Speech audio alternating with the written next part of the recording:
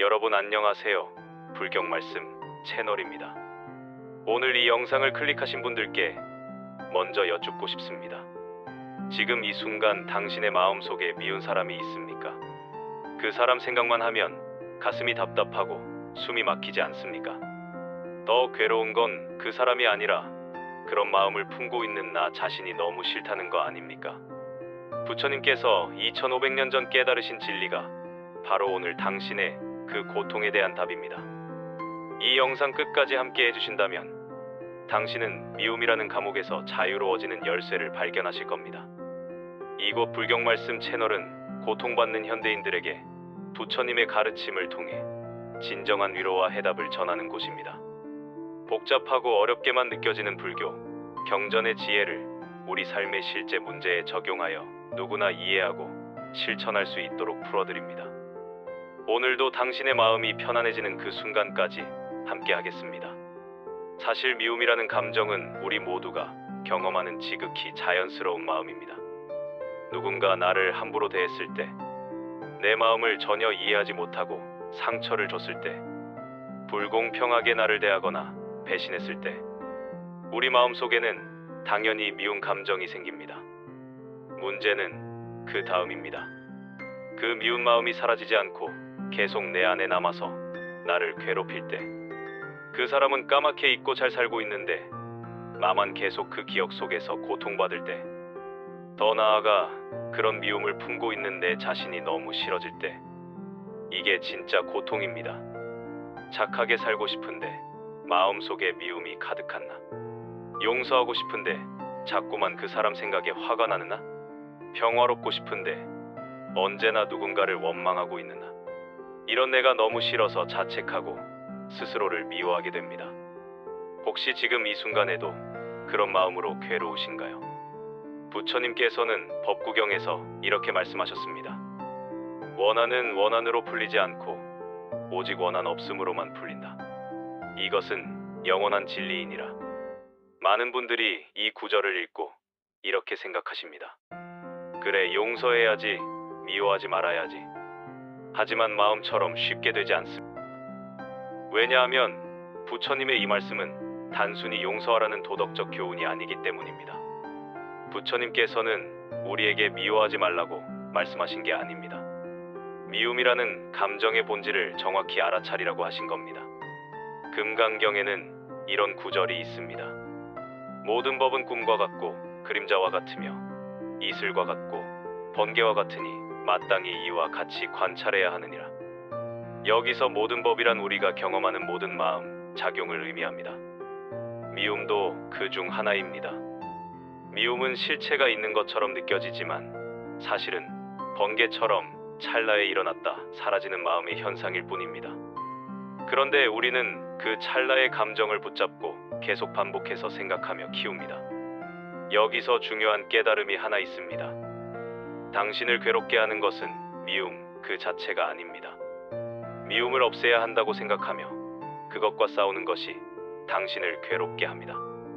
미움을 나쁜 것으로 규정하고 그런 마음을 가진 나를 나쁜 사람이라고 판단하는 것이 진짜 고통입니다. 부처님께서는 유마경에서 이렇게 가르치십니다. 번뇌가 곧 보리니라. 번뇌를 떠나서 따로 깨달음이 있는 것이 아니라는 뜻입니다. 미움이라는 번뇌 속에 이미 깨달음의 씨앗이 들어있다는 겁니다. 어떻게 그럴 수 있을까요?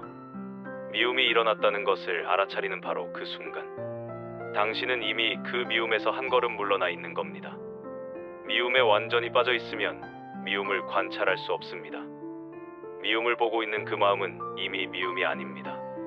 그것이 바로 깨어있는 마음, 각성된 의식입니다. 그렇다면 구체적으로 어떻게 해야 할까요? 첫째, 미운 마음이 일어날 때 그것을 없애려고 하지 마십시오. 아, 지금 미운 마음이 일어나고 있구나 라고 단지 알아차리기만 하십시오. 마치 하늘을 지나가는 구름을 바라보듯 그저 관찰하는 겁니다. 구름을 잡으려고 하지 않듯 미움도 잡지 마십시오. 구름을 쫓아내려 하지 않듯 미움도 쫓아내려 하지 마십시오. 그냥 일어났구나 알아차리고 바라보기만 하십시오. 둘째, 미운 마음을 가진 나 자신을 판단하지 마십시오. 나는 왜 이렇게 못된 사람일까? 나는 왜 용서를 못할까? 이런 자책은 미움 위에 또 다른 미움을 쌓는 것입니다. 자기 자신에 대한 미움이 더해지면 고통은 배가 됩니다. 부처님께서는 자비관을 가르치시며 이렇게 말씀하셨습니다. 자신을 사랑하는 마음으로 모든 존재를 사랑하라. 자신에게 자비로운 마음을 가지는 것이 먼저입니다. 미운 마음이 드는 나 자신에게도 자비를 베푸십시오. 아, 내가 지금 많이 지쳐 있구나. 아, 저 사람 때문에 내가 정말 많이 상처받았구나. 그럴 수밖에 없었구나 하고 스스로를 이해하고 안아주십시오. 셋째, 미움의 뿌리를 살펴보십시오. 화엄경에서는 하나의 티끌 속에 온 우주가 담겨 있다고 합니다. 마찬가지로 하나의 미움 속에는 그것이 생겨난 모든 원인과 조건이 담겨 있습니다. 그 사람이 정말 미운 이유가 무엇입니까? 상처를 받아서입니까? 무시를 당해서입니까? 인정받지 못해서입니까? 미움 아래에는 언제나 상처받은 마음이 있습니다. 그 상처를 보살펴 주십시오. 미움은 사실 내 마음의 아픈 곳을 알려주는 신호입니다. 부처님께서는 사념처경에서 몸과 마음을 관찰하는 방법을 가르치셨습니다. 그중 십념처 즉 마음을 관찰하는 수행에서 이렇게 말씀하십니다. 탐욕이 있는 마음을 탐욕이 있는 마음이라고 알고 성냄이 있는 마음을 성냄이 있는 마음이라고 안다. 여기서 핵심은 있다 없다가 아니라 안다입니다. 미움이 있으면 있는 대로 알아차리고 없으면 없는 대로 알아차립니다. 좋고 나쁨의 판단 없이 있는 그대로 보는 것. 이것이 바로 윗바사나 즉 통찰의 지혜입니다. 이렇게 있는 그대로 보기 시작하면 신기한 일이 벌어집니다. 미움을 미움으로 볼 때는 그것이 나인 것처럼 느껴졌는데 미움을 관찰할 때는 그것이 내가 아니라 내 안에서 일어나는 하나의 현상임을 알게 됩니다.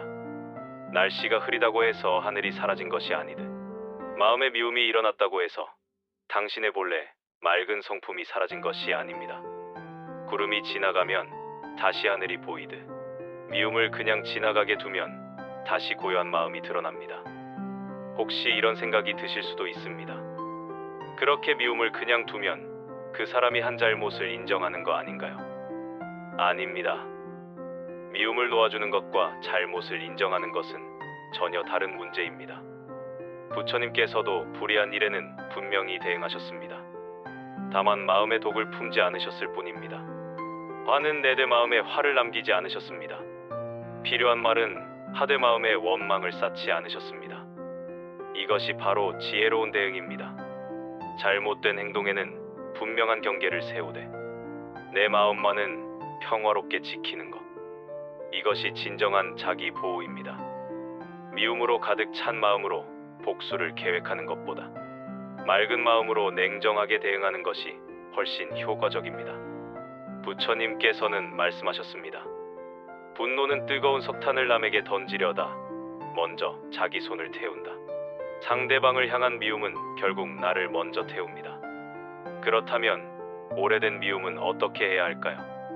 이미 몇 년 동안 마음속에 쌓여온 원망과 분노는요. 부처님께서는 점진적인 수행을 가르치셨습니다.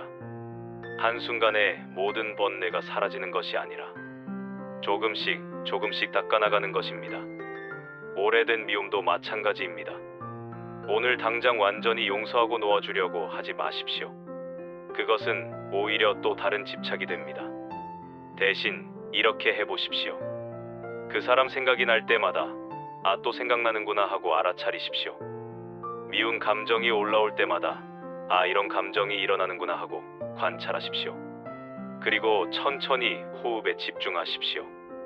들숨에 평화 날숨에 놓아줌. 이렇게 마음속으로 되뇌며 호흡하십시오. 처음에는 하루에도 수십 번 그 사람 생각이 날 수 있습니다. 괜찮습니다. 수십 번 알아차리고 수십 번 호흡하십시오. 시간이 지나면 조금씩 횟수가 줄어듭니다. 그리고 어느 날 문득 깨닫게 됩니다. 아, 요즘 그 사람 생각을 안 하고 있었네. 이것이 바로 자연스러운 치유의 과정입니다. 부처님께서는 자비관 수행을 통해 미움을 치유하는 방법도 가르치셨습니다. 처음에는 자기 자신에게 자비를 보냅니다. 내가 괴로움에서 벗어나기를, 내가 평화롭기를, 이렇게 마음속으로 되뇌십시오. 그 다음 사랑하는 사람에게, 좋은 친구에게, 중립적인 사람에게, 그리고 마지막에는 미운 사람에게도 자비를 보냅니다. 저 사람도 괴로움에서 벗어나기를, 저 사람도 평화롭기를. 처음에는 이 말이 입에서 나오지 않을 수 있습니다. 괜찮습니다. 억지로 할 필요 없습니다. 다만 이것만 기억하십시오. 저 사람도 나처럼 고통받는 존재라는 것.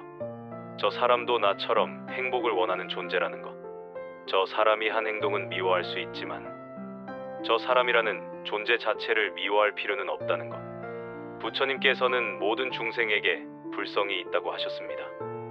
나에게 상처를 준 그 사람에게도 지금은 가려져 있지만 맑고 깨끗한 본성이 있습니다. 사랑하는 여러분, 오늘 이 말씀을 꼭 기억하시기 바랍니다. 당신은 나쁜 사람이 아닙니다. 미운 마음이 든다고 해서 당신의 가치가 떨어지는 것이 아닙니다. 당신은 그저 지친 사람입니다. 많이 상처받은 사람입니다. 그리고 그 상처를 치유하고 싶어하는 용기 있는 사람입니다. 부처님께서는 말씀하셨습니다. 자신의 잘못을 아는 것이 진정한 지혜이며 잘못을 고치려는 것이 진정한 용기이니라. 당신이 지금 미운 마음으로 괴로워하고 있다는 것, 그것을 인정하고 변화하고 싶어 한다는 것, 이것만으로도 당신은 이미 깨어있는 사람입니다. 미움은 당신의 본질이 아닙니다. 잠시 마음속을 지나가는 구름일 뿐입니다.